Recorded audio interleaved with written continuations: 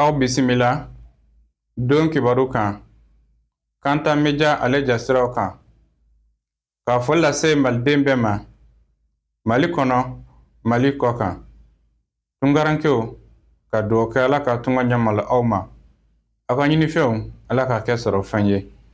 ka ɲini aw bɛɛ fɛ ja in aw ka cari don kibaru mina lase aw balimakɛ Abdulayi Kanta fɛ bi min mina bɛn utukalo tile fɔlɔ san 2025 a don kibaru la kunnafoni la fanbaw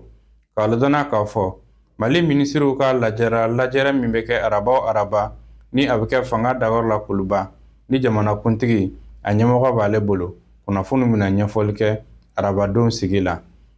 juillet kalo 28 o ye biyɛndimi ale tɔgɔladon ye diɲɛ kɔnɔna na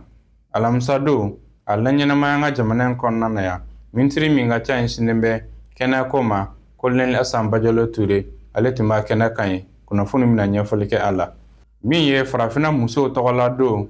diɲɛ kɔnɔna na o ye juillet kalo 31 o don kelen a ɲɛnamaya Mali kɔnɔna na minisiri min ka ca in sinen bɛ du ani musow ka kɔɲɔ ɲɛnabɔli ma ale tun b'a kɛnɛ kan ye kunnafoni bina ɲɛfɔli kɛ a la an balimaw ninnu ye kunnafoni la kumabɔ ye minnu bɛna lase aw ma Kanta Media jasiraw kan aw bisimila.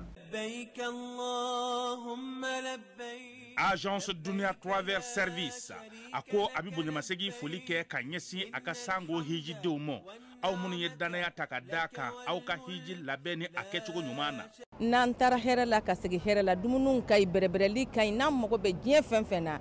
u b'a bɛɛ lajɛlen k'an ɲɛ donc an b'u fo k'u barikada directeur min tun b'a nɔfɛ n'o ye Amadu Mayiga ye a jɔra a jɔyɔrɔ la ɲɛmɔgɔya ko fɛn fɛn a jɔra a jɔyɔrɔ la ka nisɔndiya mɔgɔw la ka mɔgɔw bɛrɛbɛrɛ ka koto mɔgɔw t'a la mɔgɔw tɛ min dɔn k'a ɲɛ yira mɔgɔw la an y'o baara de sɔrɔ dunya la kumu kelen kɔnɔ a ko ka aw bɛɛ lajɛlen ladɔnniya silamɛ minnu bɛ Mali kɔnɔ ani minnu sigiyɔrɔ bɛnnen don diɲɛ jamana wɛrɛw ma k'a fɔ san wɛrɛ o hiji ni o umura o baaraw labɛnw daminɛna ka ban o tumana aw minnu b'a fɛ ka hiji kɛ damu lakana ni basigi kɔnɔ Agence Dunia a kɛmɛ ko fɛɛrɛ bɛɛ lajɛlen tigɛ ka hiji kɛcogo ɲuman kalanw bɛɛ lajɛlen labɛn ka bila aw ɲɛ min ye k'a dɔn siyɔrɔ ni damu ye ka surunya aw ka bato kɛ yɔrɔw la dumuni lak'i ka sanuma o bi tobi ka bila aw ka bolo ka saga n'a ka waati bɛɛ lajɛlen la dɔgɔtɔrɔ jolenw olu bɛ aw nɔfɛ hiji kɛ yɔrɔ ani bato kɛ yɔrɔ wɛrɛw bɛɛ lajɛlen la yɔrɔ bɛɛ ani waati bɛɛ baw bolo kuma dɔ o ka wusa ne de sen ka di ye Agence Dunia Travel Service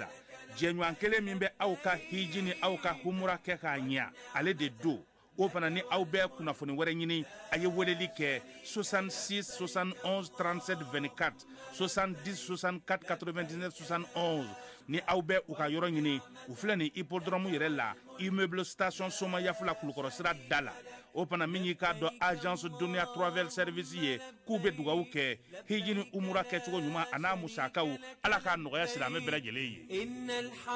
Ni ye umura spécial belebeleba labɛnnen ye ko bɔ voyage fɛ alisilamɛ bɛɛ lajɛlen ye min ye sigiyɔrɔma 2 ye sigiyɔrɔma fɔlɔ aw minnu b'a fɛ ka tile 10 kɛ sigiyɔrɔma 2nan minnu b'a fɛ ka tile 15 kɛ u ka convoi fɔlɔ o bɛna wuli utukalo tile 20 ka taa bila utukalo tile 31 na convoi 2nan o bɛ daminɛ septembre kalo tile fɔlɔ ka taa bila septembre kalo tile 11 na ka yira la ni umra spécial kofɔlen na aw ka visa billet d'avion aller retour ka fara hôtel luxe kan minnu ka sɔrɔ haramu na aw ka dumuni ko déplacement ka fara karamɔgɔ jolenw kan minnu bɛna bila aw ɲɛ ka taa nin baara ninnu bɛɛ lajɛlen yira aw la ni aw mago bɛ kunnafoni wɛrɛ la aw bɛ se ka wuli ka se Kuba voyage jabalaba la min filɛ ni Bamakɔ kura ka aw to aw sigiyɔrɔ la ka kunnafoni bɛɛ lajɛlen sɔrɔ 20 22 19 06 walima 71 24 24 24 walima 64 56 56 56 walima 76 48 41 93 Kuba voyage ka aw lafiya hiji ni umrɔ bɛɛ lajɛlen na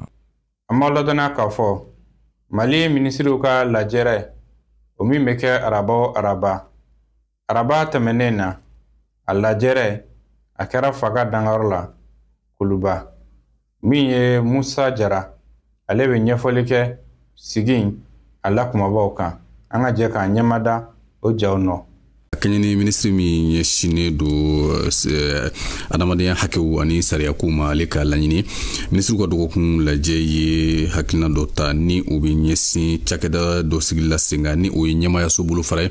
min ɲɛsini do denmisɛnw ka ayiwa hakɛkow ma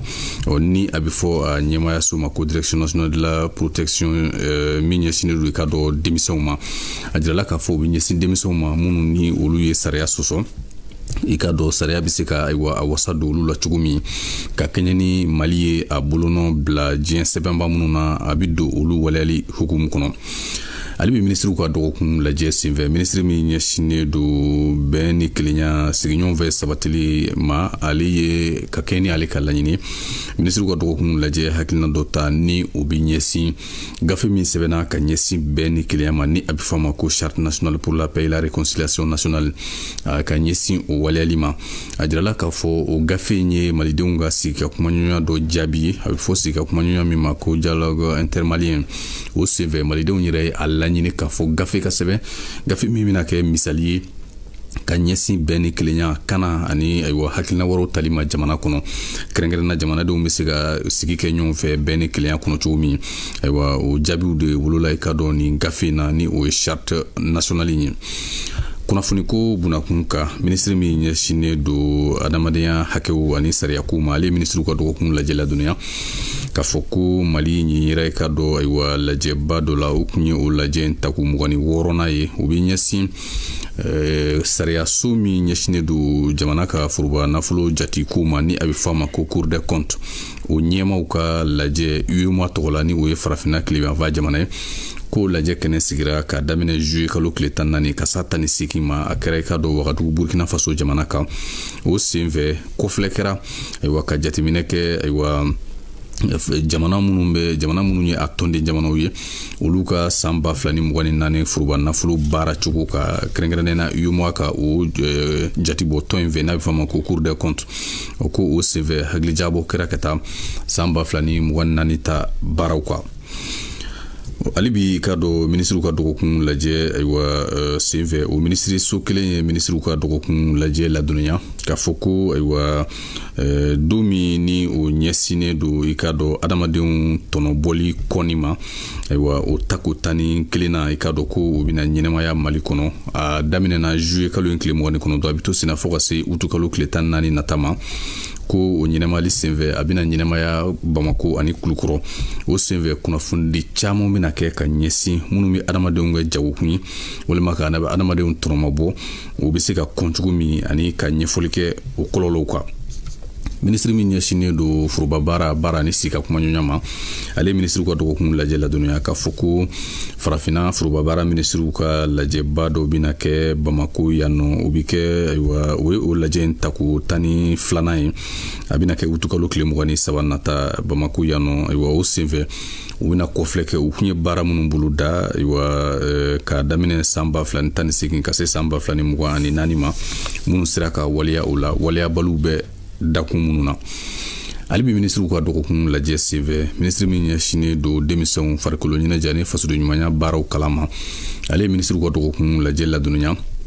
k'a fɔ ko Mali ayiwa jamana ɲɛma tɔgɔla kupu tako 5nan a bɛ fɔ min ma ko super coupe général d'armée Assimi Goïta ko o kɛnɛ bɛna daminɛ août kalo tile 15 nata la fɔ ka se septembre kalo tile 7 ma san 2025 kɛnɛ bɛ sigi Bamako yan nka a bɛ ɲɔgɔndan dayɛlɛlen do Bamako ni Mali marayɔrɔw ayiwa bɛɛ ni ɲɔgɔn cɛ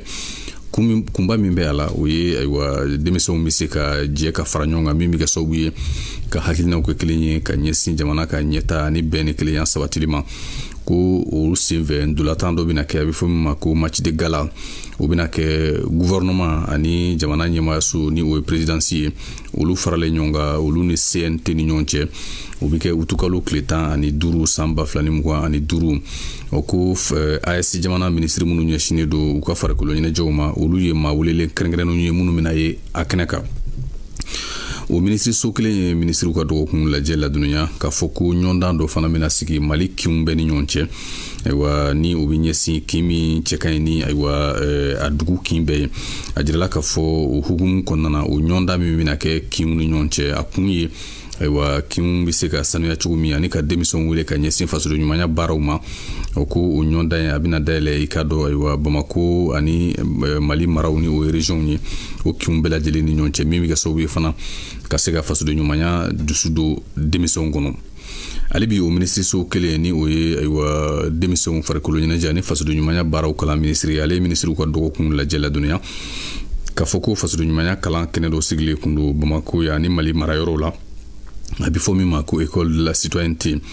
aywa ko ni a kɛnɛ daminɛna juillet kalo tile 20 marayɔrɔ la ni Bamako yan nɔ juillet kalo tile 24 palais des pionniers la Bamako ko o senfɛ denmisɛn caman kalanna fasoden ɲumanya baaraw la denmisɛnnin ma 1,800 bɔɲɔngo olu kalanna fasoden ɲumanya baaraw la 400 o kun ye Bamako taw ye maraw ni o région ye 1,400 bɔɲɔngo o ye ka dɔn ko aywa kun min bɛ a la o ye ka denmisɛnw wele ka taa fasoden ɲumanya ma ani ka faso kanu dusu don u kɔnɔ. ale bi ministre ka dɔgɔkun lajɛ senfɛ ministre min ɲɛsinnen don kɔkan malidenw ni farafinna ka kelenya ma ale ministre ka dɔgɔkun lajɛ ladɔnniya k'a fɔ ko kɛnɛ dɔ sigilen kun don kɔkan malidenw tɔgɔ la a bɛ fɔ min ma ko forum international de la diaspora a daminɛna juillet kalo tile 17 ka sa 19 ma Bamako yan nɔ o forum in senfɛ cakɛda sigilaw o ma 300 bɔɲɔngo ka bɔ jamana 66 la olu de ye ɲɔgɔn sɔrɔ a kɛnɛ kan min kɛra sababu ye u ka hakili falen caman kɛ ka ɲɛsin maliden minnu bɛ kɔ kan u bɛ se ka na ni nafasɔrɔ siraw ye Mali kɔnɔ cogo min. kunnafoni labanna Marc Kulubali ministre min ɲɛsinnen don kɛnɛya ni adamadenya ɲɛtaa sabatili ma ale ministre ka dɔgɔkun lajɛ ladɔnniya k'a fɔ ko AES jamana ministre minnu ɲɛsinnen don adamadenya aywa ɲɛtaa kow ma i k'a dɔn ko olu bɛna u ka lajɛba dɔ kɛ Bamako yan nɔ n'a bɛ fɔ a ma ko forum o bɛ daminɛ utukalo tile 7 a 8 a n'a 9 Bamako yan nɔ ko aywa kun min bɛ a la o ye AES jamana ministre u bɛ se ka jɛ k'u hakili kɛ kelen ye ka ɲɛsin adamadenya ɲɛtaa sabatili ma AES jamanaw kɔnɔ ani ɲɔgɔn dɛmɛ adamadenya sira fɛ aywa ani gɛlɛya minnu bɛ adamadenya taabolo la n'a bɛ fɔ a ma ko humanitaire ka hakili jagabɔ kɛ olu kelen-kelenna bɛɛ lajɛlen kan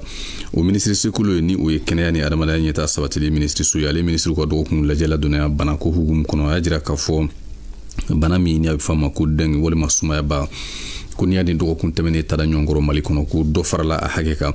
min kɛra sababu ye jamana ɲɛmaa ka wele kɛ ka ɲɛsin jamana de bɛɛ ma fɛɛrɛ minnu talen don maaw bɛ se ka olu bɔ a sira fɛ yaasa ka kisi kɛ banaw tɔɔrɔ ma. juillet kalo tile 28